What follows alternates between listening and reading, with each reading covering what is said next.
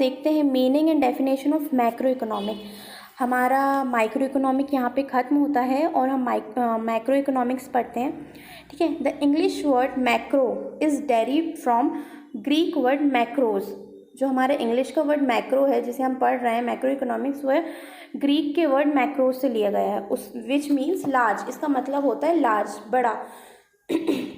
जैसे कि हम माइक्रो में बात कर रहे थे एक स्मॉल पार्ट की, एक इंडिविजुअल पार्ट की, वैसे ही हम यहाँ पर क्या बात करेंगे, एक लार्ज पार्ट की।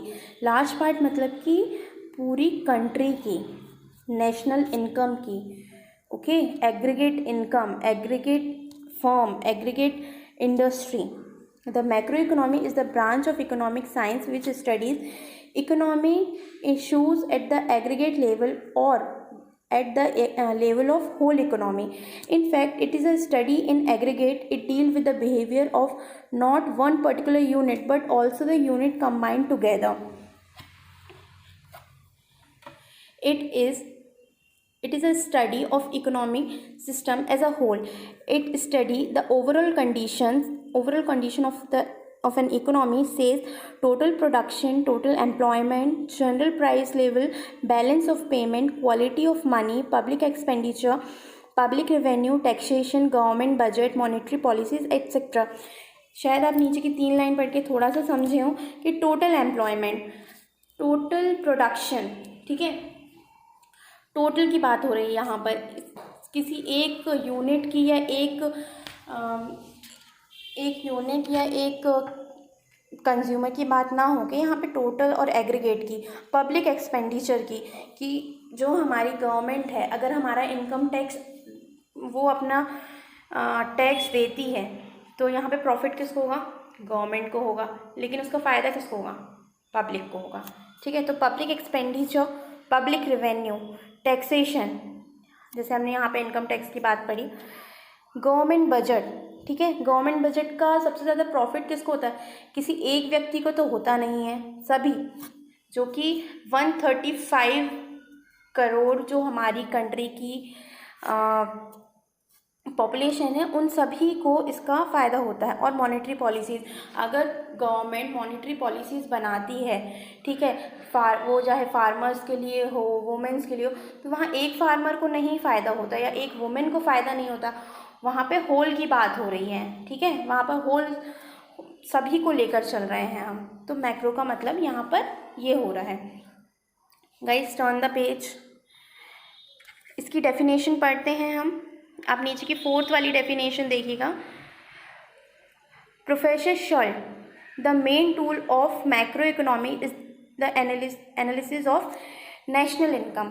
The main tool of macro economics, macro economics यहाँ पर क्या बताती है, नेशनल इनकम के बारे में। और प्रोफेसर चैम्बरलिन कहते हैं macro economic studies aggregate relation.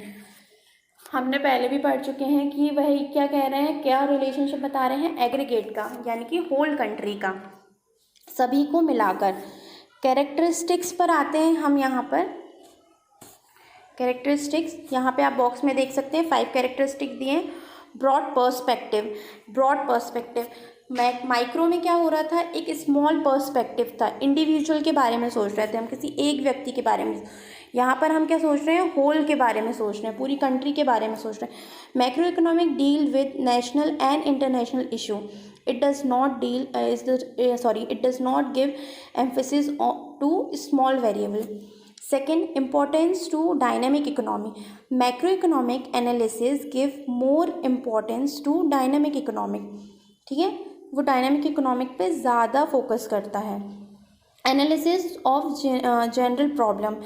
Macroeconomics analysis dwell on general problem of national level like the effect of monetary policies, physical policies, general price level, general employment. यहाँ पर general की बात हो रही है। जनरल मतलब कि एज अ होल, अगर रिक्रूटमेंट होगा तो एज अ होल रिक्रूटमेंट की बात चल रही है, ना कि किसी एक बंदे की। जनरल प्राइस लेवल की पूरा जो सोसाइटी है उस प्राइस पर ऑप्टिमम पूरा चीज़ें कंज्यूम कर सके अपना। प्रायोरिटी टू ग्रुप इंटरेस्ट, प्रायोरिटी किसको दी जा रही है, एक व्यक्ति को तो दी नहीं जा रही, ग्रुप इंटरेस्ट को, यानी कि पूरी सोसाइटी को प्रायोरिटी दी जा रही है। यहाँ पे macro economics give priority to group interest instead of individual interest. Fifth, interdependent. इसका कैरेक्टरिस्टिक है जो माइक्रो है वो मैक्रो पे डिपेंडेंट है और जो मैक्रो है वो माइक्रो पे है। अगर मैक्रो को हम छोटी छोटी कड़ियों में बांट देते हैं तो एक एक पर्सन ही निकलता है, वही कंज्यूमर है जो चीज़ें लेता है, जो बायर है। ठीक है, micro and macro theory are not totally separated and interdependent but interconnected and interdependent, यानी कि एक दूसरे का सब्स्टिट्यूट है। ठीक है, आगे बढ़ते हैं। Thus, microeconomics represent the economy as a whole. It aims at dealing with the aggregate and averages. It is not concerned with the individual items, but aggregate items such as total saving, total consumption, total employment, aggregate demand, aggregate supply, etc. जैसे कि यहाँ पर बताया गया है, जो micro economics है वो किस चीज़ को रिप्रेजेंट कर रही है, किस इकोनॉमी को रिप्रेजेंट कर रही है।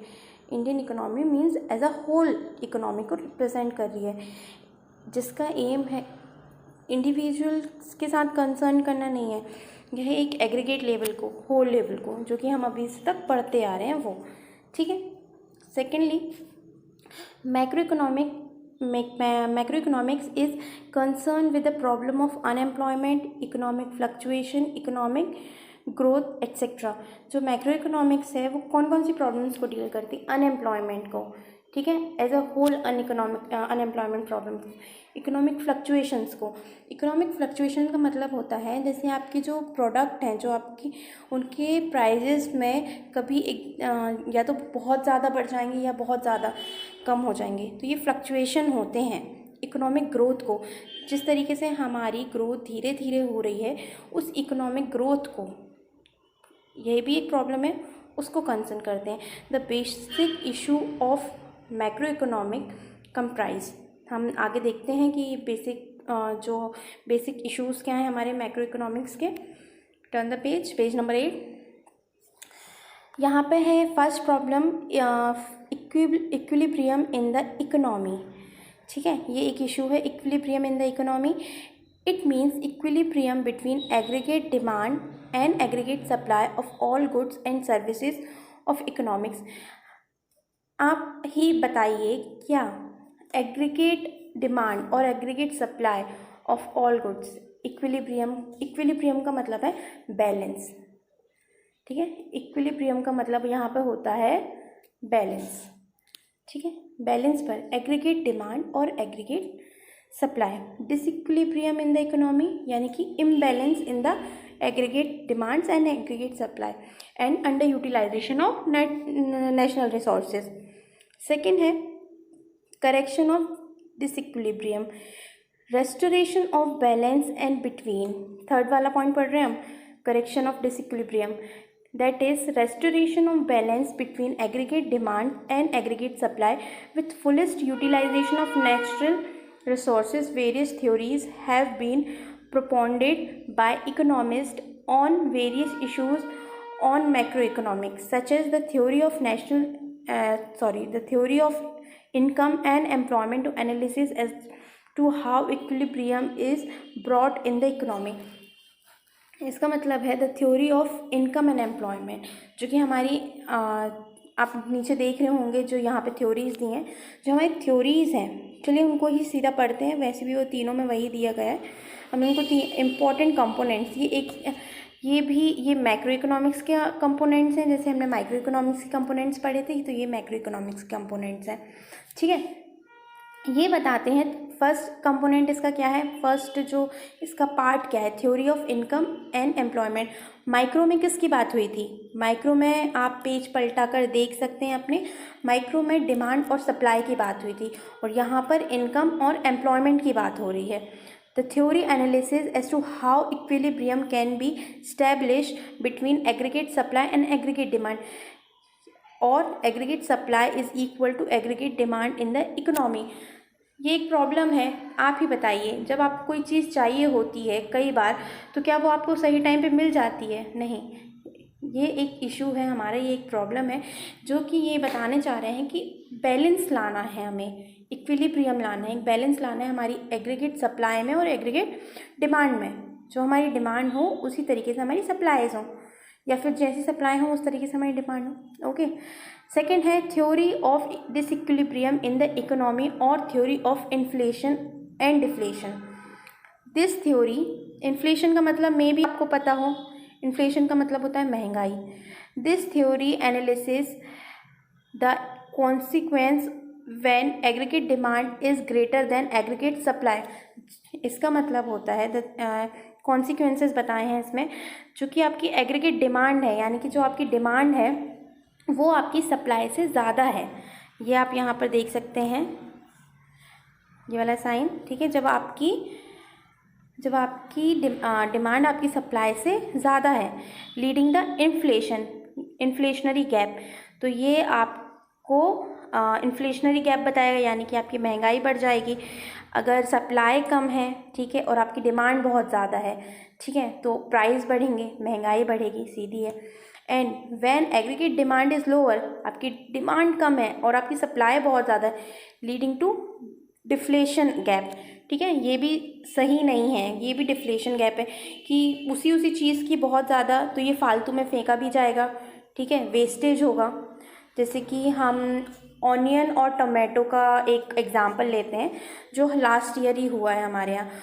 प्याज का रेट इतना बढ़ गया था कि उसमें प्याज का मतलब इतना ज़्यादा बढ़ गया था कि डिमांड ऑब्वियसली कम अपने आप हो गई थी।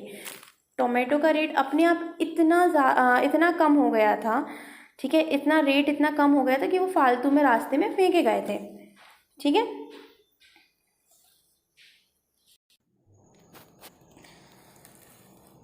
Theory of correction of disequilibrium in the economy. This theory pertains to monetary policies focusing on the supply of money and credit creation by the commercial bank.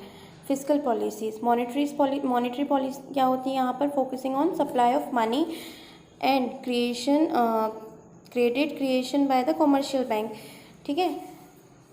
जो बैंक की पॉलिसीज़ हैं, bank से money related policies जो bank की हैं उन्हें monetary policies कहते हैं। और फिस्कल पॉलिसीज़ कहाँ हैं? जो गवर्नमेंट से रिलेट करती हैं, वो भी रिलेटेड टू मनी। जो गवर्नमेंट की पॉलिसीज़ होती हैं उसको हम फिस्कल पॉलिसीज़ कहते हैं, ठीक है। Exchange rate policies focusing on the management of exchange rate and balance of payment equilibrium, ठीक है। The theory of correction of equilibrium, hopes आप समझो यहाँ पे theory of correction of disequilibrium. और नीचे ही दी गई हैं, नीचे ही उसको चार्ट में समझा दिया गया है। Okay guys, turn the page. Okay, distinction between micro economics and macro economics. तो यहाँ पे डिफरेंसेस दिए हैं माइक्रो इकोनॉमिक्स और मैक्रो इकोनॉमिक्स की, इन दोनों में क्या क्या डिफरेंसेस हैं। तो सबसे पहली चीज़ है मीनिंग, ठीक है। मीनिंग है कि जो हमारी माइक्रो इकोनॉमिक्स है वो इंडिविजुअल ब्रांच को डील करती है, और जो मैक्रो इकोनॉमिक्स है वो एग्रीगेट स्कोप्स, जब वो छोटी चीज़ों को डील करती है तो ऑब्वियसली इसका स्कोप भी नैरो होगा, इसका स्कोप वाइडर है। Evolution, it is evolve earlier than macro economics. Obviously जैसे ही हमारी शुरुआत हुई, जैसे हम हिस्ट्री का पढ़ते थे पहले, तो हमारी जैसे शुरुआत हुई तो व्यक्ति अपने अपने बारे में सोचता था, वो सोसाइटी के बारे में नहीं सोचता था। तो इसकी जो इवॉल्व हुआ वो सबसे पहले हुआ। फिर उसके बाद जैसे माइक्रो इकोनॉमिक्स के इवोल्यूशन समझे, it is evolve after the publication of knees book general theory of employment, interest and money. Subject matter, यहाँ पे इंडिविजुअल मैटर करता है, यहाँ पे एग्रीगेट मैटर करता है। अब वो चाहे डिमांड हो, सप्लाई हो, इनकम हो, कंजप्शन हो, हर चीज़ हो, यहाँ पे इंडिविजुअल मैटर करता है, यहाँ पे पूरी कंट्री मैटर करती है। पर्पस ऑफ स्टडी, ठीक है।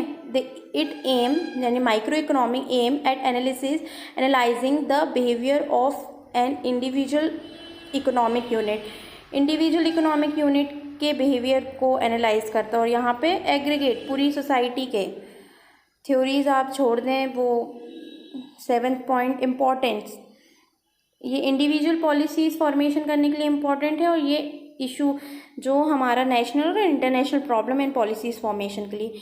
नेचर सिंपल है, माइक्रो सिंपल है, मैक्रो कॉम्प्लिकेटेड है। Relation, it relate to price analysis, ठीक है। रिलेशन क्या है इसका, प्राइस एनालिसिस का है। जैसे ही आप जैसी चीज़ों का प्राइस होगा व्यक्ति उस तरीके से अपनी चीज़ें खरीदेगा।